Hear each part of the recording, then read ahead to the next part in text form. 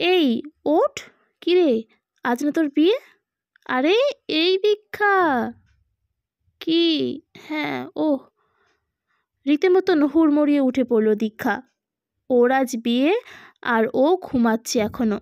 ইস, অ্যালার্মেও উঠতে পারেনি। আসলে রাতে ঠিকভাবে ঘুমই হয়নি। কিরে, আবার গুম হয়ে বসে রইলি কেন? ওঠ, উঠে ফ্রেশ হয় এক্ষুনি, রিচুয়ালসগুলো শুরু হবে রে। হ্যাঁ, আসছি। শোন না, বাবা কই রে? কাকু, দেখ আশেপাশে কোথাও হবে, ডাকবো? হ্যাঁ, একবার বল তো এই রুমের বারান্দায় আসতে। দীক্ষা আস্তে আস্তে বেরিয়ে এলো দরজা খুলে বারান্দায়। বাড়ির চারিদিকে আলো ঝোলানো আছে। কুয়াশা মাখা অন্ধকারে আলোগুলো যেন এক রাশ জোনাকির মতন লাগছে।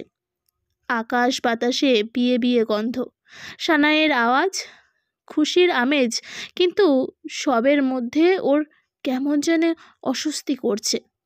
এর মধ্যেই দরজায় কড়া নড়ল। দিক্কি দিক্কি, দীক্ষার নাম ওর বাবার দেওয়া। আমায় ডাকলি মা? বাবা, হ্যাঁ এসো না, এইদিকে একটু কথা বলি। এখন? কত দেরি হয়ে গেছে অলরেডি। কি বলবি? পরে বললে হতো না? না, এক্ষুনি এদিকে এসো। বাবা আসতেই ছুটে গিয়ে শক্ত করে জড়িয়ে ধরল দীক্ষা। ভীষণ কান্না আসছে, ভীষণ। দেখি ছাড় আমায়, কাঁদিস না আজ। এরকম করলে শরীর খারাপ হবে, শক্ত হ, এটা মেনে নিতেই হবে বলে নিজেও কান্নায় ভেঙে পড়লেন। নিজের একমাত্র মেয়ে, এই তো সেদিন হলো মেয়েটা। আনন্দে সবাইকে মিষ্টি খাওয়াচ্ছিল বলে নাকি সবাই হাসছিল। এই ভেবে হয়েছে তো একটা মেয়ে, তার আবার এত কিসের আনন্দ? দিকির বাবা অবশ্য ওইসব কথায় বিশেষ পাত্তা না দিয়ে মনের মতন করে বড় করেছে। আর আজ সে এত বড় হয়েছে যে সে এখন এই বাড়ি থেকে অন্য বাড়িতে যাচ্ছে, ওই বাড়ির সংসার সামলাতে। নে চল এবার ডাকি সবাইকে। দাঁড়াও না বাবা, আর একটু সময়, এখনো তো সময় আছে। আমার সব ছোটবেলার কথা মনে পড়ছে জানো বাবা। হ্যাঁ, তুই তখন একরত্তি মেয়ে আমার। তোকে যখন স্কুলে সেবার ভর্তি করলাম, তুই কিছুতেই ক্লাসে বসবি না, ছুট্টে ছুট্টে বেরিয়ে আসতিস। আর স্কুলের গেটকিপার বাহাদুরদা ধরে এনে তোকে কোলে নিয়ে বুঝিয়ে বুঝিয়ে ভিতরে নিয়ে যেত। আমি গেটের বাইরে থেকে তোকে দেখতাম। তোর কান্না দেখে কি কষ্ট হতো বাড়ি ফিরে আসতে তোকে রেখে। কিন্তু কি করব, ফিরেই আসতাম। আবার অপেক্ষা করতাম কখন অফিস থেকে ফিরে তোকে দেখতে পাবো, কারণ তোকে দিতে আমিই যেতাম, কিন্তু নিতে তোর মা যেতেন। তোমার মনে আছে তখন বৃষ্টি হলে তুমি আমায় স্যান্ডেল পরিয়ে নিয়ে আসতে, তারপর স্কুলের বাইরের সিঁড়িগুলোতে বসে আমার পাটা তোমার কোলে রেখে লোশন লাগিয়ে কেডস পরিয়ে ক্লাসে ছেড়ে দিতে, যাতে আমার ঠান্ডা না লেগে যায়। হ্যাঁ, মনে থাকবে না কতবার কোলে নিয়ে এসেছি। আর দুর্গাপুজোর প্যান্ডেল হপিং করে এসে পা যন্ত্রণা নিয়ে পড়তাম, তুমি পাতে তেল লাগিয়ে মালিশ করে দিতে।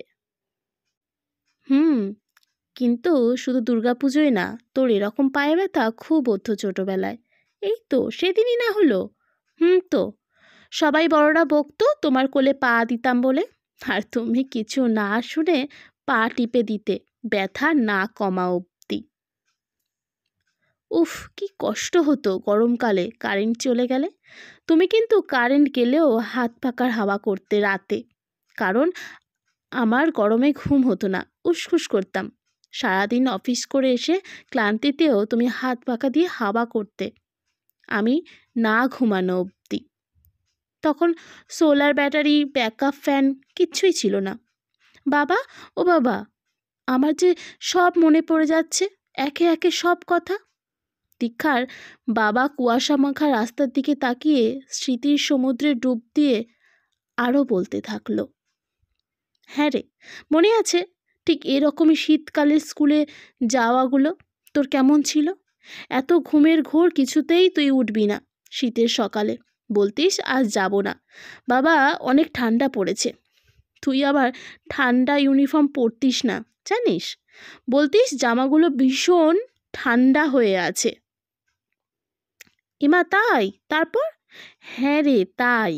তারপর আর কি, আমি তোর আগে উঠে তোর ইউনিফর্মটা নিয়ে লেপের একটা দিকে ঢুকিয়ে রাখতাম, যাতে ওটা গরম হয়ে যায় আর তোর পরতে আরাম লাগে। তখন তুই উঠে ওটা পরে গোটা রাস্তায় আমার পকেটের ভিতর হাত ঢুকিয়ে দিয়ে হেঁটে স্কুলে যেতিস। আর আজকের শীতকালের সকালটা দেখ কেমন একেবারে আলাদা আলাদা। সেই ছোট্ট মেয়েটার আমার আজ বিয়ে। চোখটা ছলছল করছে দীক্ষার। বাবার দিকে ঠান্ডা দৃষ্টিতে তাকিয়ে জিজ্ঞাসা করলো, বাবা, আমি তোমায় ছেড়ে, তোমার এই ভালোবাসা ছেড়ে থাকতে পারবো কিভাবে? বুকে ব্যথা করছে আমার। মন চাইতে সব বন্ধ হয়ে যাক, করবো না বিয়ে। ফিরে যাই ছোটবেলায়, ফিরে যাই শৈশবে। না ফিরতে পারলে এইভাবেই কেটে যাক সময়। না দেখি, এরকম বলে না রে। জীবনের অনেকগুলো ধাপ থাকে, আর তার মধ্যে সংসার জীবনটাও একটা ধাপ। তুই যখন একবার ভেবেছিস তুই পারবি, তাহলে অবশ্যই পারবি। কিন্তু আমি এরকম থাকতে পারবো বাবা, যেরকম ছিলাম তোমার কাছে, নির্দ্বিধায়, নির্ভয়ে, স্বাধীনভাবে? হ্যাঁ পারবি। তোর আত্মা তো স্বাধীন আত্মা, তোকে কেউ আটকে রাখতে পারবেই না। তুই ওখানেও তোর মতোই কিছু পেয়ে যাবি, আবার নতুন করে সব গুছিয়ে নিবি। আর যদি না পারি? আমায় তুমি কি একেবারেই ত্যাগ করছো বাবা, কন্যাদান করে? পাগলি, তুই যখন বিদায়বেলায় দুমুঠো চাল ছিটিয়ে তোর মাকে বলবি, মা তোমার সব ঋণ শোধ করে দিয়ে গেলাম, তখন কি তুই পারবি তোর মায়ের সব ঋণ শোধ করতে? আমাদের এত বছরের আদর ভালোবাসার ঋণ শোধ করতে? কেউ কি তার কলিজা বাদ দিয়ে বাঁচতে পারে? তুই যে আমার কলিজা মা। বাবা, যদি গুছিয়ে সংসার করতে না পারি, আমি ফিরে আসি, তখন আমায় কাছে টেনে নেবে তো? সীতা যখন বারবার অগ্নি পরীক্ষা দিয়েও রামের কাছে নিজেকে সঠিক প্রমাণ করতে ক্লান্ত হয়েছিল, যখন সবাই তাকে বর্জন করেছিল, তখন সে কার কাছে ঠাঁই পেয়েছিল বলতো? ধরিত্রী মায়ের কাছে, যেখানে সীতার জন্মস্থান। হ্যাঁ, মা নিজে সম্মানে গিয়েছিল সীতাকে তার বুকে, কারণ সন্তানের কষ্ট অপমান কোনো বাবা মা যে সইতে পারে না রে। কাঁদতে কাঁদতে দীক্ষা বাবাকে জড়িয়ে ধরল। আবার আস্তে আস্তে কুয়াশা কাটছে, এবার যেতে হবে বাইরের দিকে। সবাই ডাকাডাকি করছে, অনেক রিচুয়ালসও আছে। একে একে সব হলো। সন্ধ্যার লগ্নে বিয়েটাও হয়ে গেল। রাত এলো, বাসরে সবাই জেগে আছে, কত আনন্দ হচ্ছে। কিন্তু দীক্ষা মন খুলে হাসতে পারছে না, কেমন যেন একটা হচ্ছে ভিতরে। রাতটা কেটে গেলে এবার বিদায়ের পালা। এইবার বাড়ি ছেড়ে চলে যাবে একেবারে। না, এইটা কি নিয়ম? উফ, কি যে কষ্ট হচ্ছে বুকের ভিতর। চারিদিকে কান্নার আওয়াজ, কিন্তু কারোর প্রতি বিশেষ কিছু আসছে না দীক্ষার। ওর চোখ দুটো বাবাকে খুঁজছে, খুঁজেই যাচ্ছে। কই, বাবা তো এইদিকে নেই, মা তো আছে এখানে, বাবা কই গেল?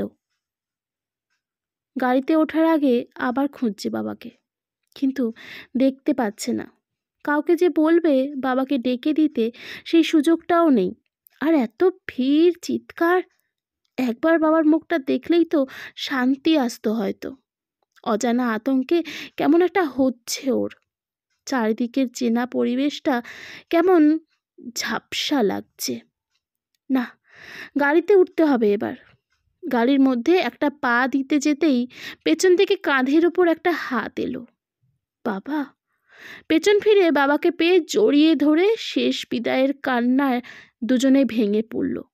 মাইকে গান বাজছিল, রাজার দুলালি সেথা বনবাসে যায় রে। বাবা কিছুটা কান্না থামিয়ে ধমকে গানটা বন্ধ করে আলাদা গান চালাতে বলল। এসব গান কেন? আমার মেয়ে রাজনন্দিনী হয়ে অন্য রাজ্য সামলাতে যাচ্ছে, এসব গান কেন দিস তোরা? সবাই আনন্দ কর, ওকে আশীর্বাদ কর। বাবার চোখে জল, মুখে মৃদু হাসি। হাতটা ধরে গাড়িতে বসিয়ে দিল।